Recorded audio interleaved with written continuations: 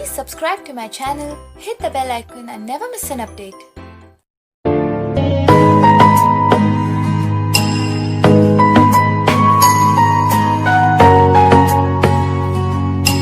Hello friends, welcome to my YouTube channel education by Alok Kumar Yadav. आज के हम इस ऑनलाइन वीडियो में एक्टिव एंड पैसिव वॉइस के फ्यूचर परफेक्ट टेंस के बारे में बताएंगे। फ्यूचर परफेक्ट टेंस के वाक्यों के अंत में चुकेगा, चुका होगा, चुके होगी ऐसे शब्द अधिकतर आते हैं, जिससे यह पहचानने में आसानी होती है कि यह वाक्य फ्यूचर परफेक्ट टेंस का है। तो यह टॉपिक समझने के लिए हमारा वीडियो अंत तक जरूर देखें, और जिसने अभी तक चैनल को सब्सक्राइब नहीं किया है वो कर लें और बेल आइकन दबा दें, जिससे आप तक वीडियो सबसे पहले पहुंचे। तो चलिए स्टार्ट करते हैं। फ्यूचर परफेक्ट टेंस, जैसा कि आप देख सकते हैं कि एक्टिव वॉइस बनाने के लिए हमें subject will upon shall have plus verb की third form object plus before plus subject plus verb की first form plus S upon S plus object, और एक्टिव वॉइस में object plus will upon shall have plus been plus verb की third form by subject, और उसके बाद before से subject वर्ग की first form S upon S और ऑब्जेक्ट।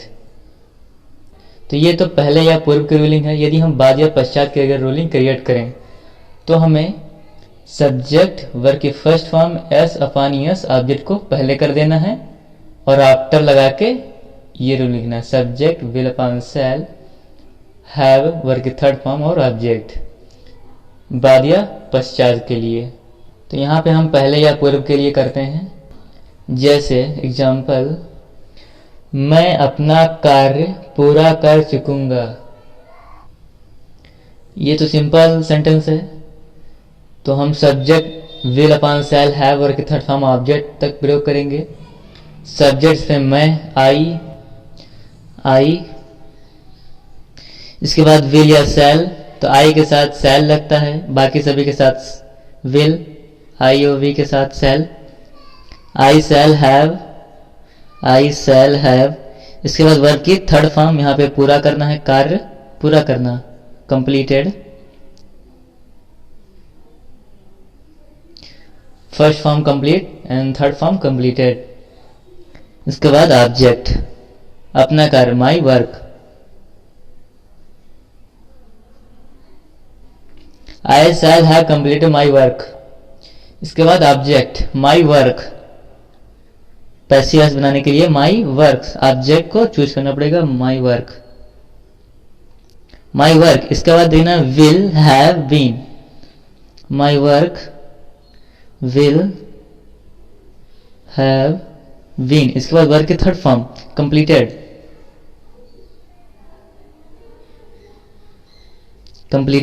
इसके बाद बाई और subject, by me. My work will have been completed by me. And the second example, मेरे विद्यालय पहुंचने से पहले चपरासी घंटी नहीं बजा चुका होगा। तो यहाँ हम देखते हैं कि नहीं आया है, अर्थात ये नेगेटिव सेंटेंस है। तो नेगेटिव सेंटेंस बनाने के लिए एक्टिव वॉइस में विल या शैल के बाद नॉट का प्रयोग करते हैं, एंड पैसिव वॉइस में विल या शैल के बाद नॉट का प्रयोग करते हैं। तो यह रूलिंग क्या हो जाएगी, subject will upon shell plus not plus have वर्ग की third form object before subject वर्ग की second form first form S या एस और ऑब्जेक्ट। और ऐसे ही पैसिव वॉइस में करेंगे, विल या शैल के बाद नॉट का यूज करेंगे। जैसे मेरे विद्यालय पहुंचने से पहले, तो ये तो इतना सबऑर्डिनेट क्लास है, मेरे विद्यालय पहुंचने से पहले, ये तो सबऑर्डिनेट क्लास है, ये आश्रित उपवाक्य है। और चपरासी घंटी नहीं बजा चुका होगा, ये क्या है, प्रिंसिपल क्लास है, तो इसको हम सबसे पहले बनाएंगे। चपरासी घंटी नहीं बजा चुका होगा, द प्यून। The peon. इसके बाद विल या शैल, विल, द प्यून विल। इसके बाद विल या शैल के बाद नॉट का यूज करना है, तो द प्यून विल नॉट इसके बाद हैव, एंड वर्ब के थर्ड फॉर्म बजाना, यहाँ पे क्या है, वर्ब है। बजाना क्या है, रिंग, थर्ड फॉर्म रंग, RUNG, रंग। एंड आफ्टर ऑब्जेक्ट, ऑब्जेक्ट क्या है इसमें, घंटी, द बेल। इसके बाद रूलिंग में क्या है, बिफोर, तो बिफोर। इसके बाद सब्जेक्ट, वर्ब की फर्स्ट फॉर्म SIS और ऑब्जेक्ट। तो यहां देखते हैं, फिर देखते हैं मेरे विद्यालय पहुंचने से पहले। यहां पे सब्जेक्ट क्या है, आई, तो आई।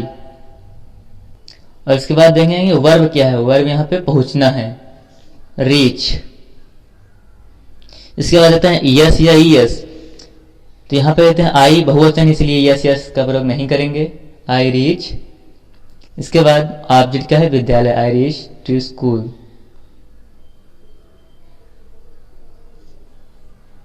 एंड इसके बाद पैसिव वॉइस, ऑब्जेक्ट को पहले लिखेंगे, प्रिंसिपल क्लास के ऑब्जेक्ट को पहले लिखेंगे, द बेल, द बेल। इसके बाद will, have, been, will have been. Verb की थर्ड फॉर्म, यहां पे वर्ब क्या है, बजाना, रंग, RUNG, रंग, बाई। इसके बाद बाई हो गया। इसके बाद सब्जेक्ट क्या है, द प्यून, द प्यून। इसके बाद बिफोर से जोड़ देना है वाक्य को, before I reach to school, the peon will not have rung the bell before I reach to school. and passive voice, the bell will have been, यहाँ पे not लगाना होगा, not भूल गए, the bell will not have been rung by the peon before I reach to school. तो negative में हमें will cell के बाद not का प्रयोग करना होगा। यहाँ पे हम not का प्रयोग कर सकते हैं, not, और ऐसे भी यहाँ पे हम not का प्रयोग कर सकते हैं निगेटिव में। एंड आफ्टर इंट्रोगेटिव सेंटेंसेस, क्या बाजार जाने से पहले वह उपन्यास पढ़ चुकी होगी। तो यहां हम देखते हैं कि प्रश्नवाचक वाक्य पहले आया है, अर्थात ये इंट्रोगेटिव फर्स्ट होगा। क्या बाजार जाने से पहले वह उपन्यास पढ़ चुकी होगी। तो यहां पे हमें एक्टिव वॉइस बनाने के लिए हमें हेल्पिंग वर्ब को पहले कर देना है और सब्जेक्ट से लिख देना है। जैसे यहां पे हम देखेंगे कि विल या शैल को सब्जेक्ट के पहले रख देते हैं और इसके बाद सब्जेक्ट, हैव, वर्ब की third form object, before subject, verb की फर्स्ट फॉर्म S/ES और ऑब्जेक्ट लिखते हैं। और इसी प्रकार से पैसिव वॉइस में भी विल या शैल को पहले कर देंगे और ऑब्जेक्ट से ऑब्जेक्ट, हैव बीन, वर्ब की third form by, subject, before subject, verb की फर्स्ट फॉर्म S या ES और ऑब्जेक्ट। तो इसी प्रकार से आप रूलिंग लिख सकते हैं, विल अपॉन शैल को पहले कर दें और ऑब्जेक्ट से उतार दें इसे पूरा। और इसी में भी विल अपॉन शैल अर्थात हेल्पिंग वर्ब को पहले कर दें और सब्जेक्ट, हैव बीन, ये से लिख सकते हैं आप। तो चलिए इसको हम बनाते हैं। क्या बाजार जाने से पहले, इतना तो ये है सबऑर्डिनेट क्लास है, आश्रित उपवाक्य है, वह उपन्यास पढ़ चुका होगा, एक क्या है, प्रिंसिपल क्लास है। तो सबसे पहले एक्टिव वॉइस बनाएंगे। एक्टिव वॉइस में क्या करना है, विल या शैल को पहले कर देना है। तो यहां देखते हैं सब्जेक्ट क्या है, वह, अर्थात यहां विल का प्रयोग होगा, विल या शैल को पहले कर दिया। एंड इसके बाद सब्जेक्ट, सब्जेक्ट क्या है, वह, ही, लेकिन यहां देखेंगे चुकी होगी तो यहां पे देखेंगे सी, विल सी हैव। इसके बाद have, will see have, will हो गया। इसके बाद सब्जेक्ट, इसके बाद हैव और वर्ब की थर्ड फॉर्म। वर्ब क्या है, पढ़ना, रीड, रीड। ऑब्जेक्ट क्या है, द नॉवेल, उपन्यास, the novel.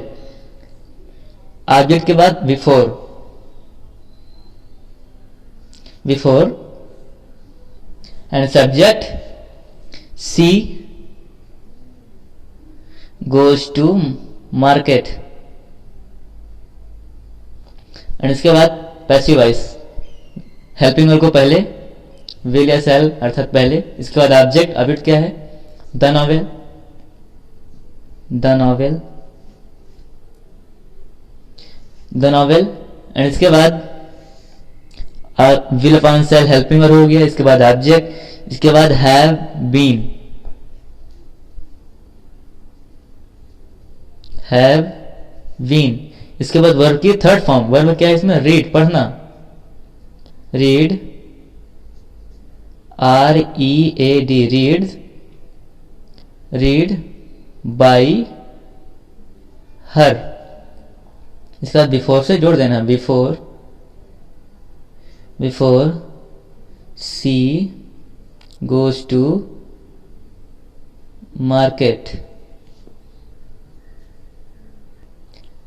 will she have read the novel before she goes to market, and passive voice, will the novel have been read by her before she goes to market। तो ऐसे ही आप और example बना सकते हैं।